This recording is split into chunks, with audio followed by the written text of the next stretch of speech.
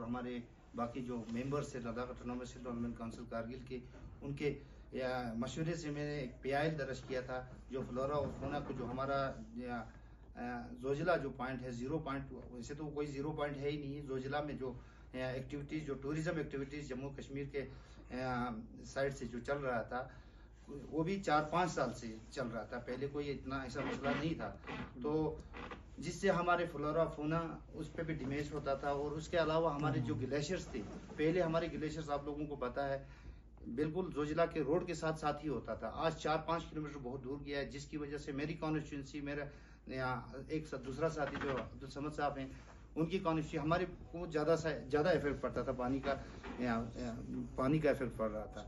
और उसके अलावा आज जो हमारे वाइल्ड लाइफ में ज़्यादा इसका असर होने को हुआ, क्योंकि आप लोगों को पता है जुलाई के जब इनकी एक्टिविटीज़ उधर शुरू हो जाती है तो ब्राउन बियर वगैरह पूरे हमारे जो गांव में शिफ्ट होते हैं, और पूरा हमारे गांव में जितने डैमेज भेड़ बकरियों का या घरों को तबाह करने का, ये ऐसी चीज़ें हमें होने लगे, तो हम मजबूर हुए कि हम एक PIL पारित करें। क्योंकि आप लोगों को पता है ये एक्टिविटीज़ तो पहले से थी नहीं। हम भी पहले 2019 में जम्मू कश्मीर के साथ थे, तो उस वक़्त ये चीज़ें नहीं हुआ करती थी।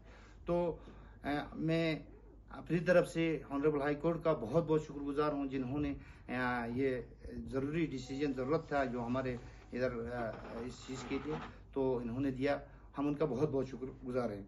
बाकी रही सर, 0 पॉइंट ऐसा एक तब्दील हुआ है जहाँ प्लास्टिक्स, बहुत सारे पोल्यूशंस हैं। आपको पता है वो जो हमारा सोर्स है पानी का, द्रास का मेन जो द्रास कॉन्स्टिट्यूंसी खारूल तक का हमारा जो सोर्स है, वो एक पोल्यूटेड एरिया हुआ है।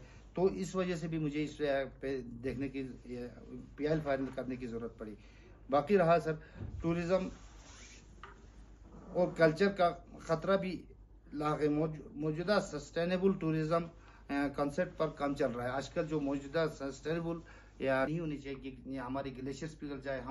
आप लोगों को पता है कि आजकल पूरा दुनिया उस ग्लोबल वार्मिंग की वजह से इफेक्ट हो रहा है, पानी की बहुत कमी हुई है। आजकल जो द्रास पहले माना जाता था 6-7 फुट बर्फ पड़ता था, ऐसी एक्टिविटीज से आज हमें बर्फ 1 या 2 या 3 फुट ही पड़ रहा है।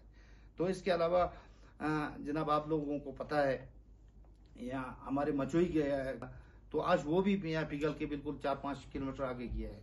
तो मेरी तो यही यहाँ आप लोगों से भी रिक्वेस्ट है कि इस मुद्दे को मैं अकेला फाइट करने की जरूरत नहीं, पूरे लद्दाख के लिए जरूरी था। क्योंकि आप लोगों को पता है जब भी हम ट्रैफिक, हमारा जो मेन हाईवे वहां से है, जब भी ट्रैफिक हमें छोड़ते थे 2 बजे छोड़ते थे।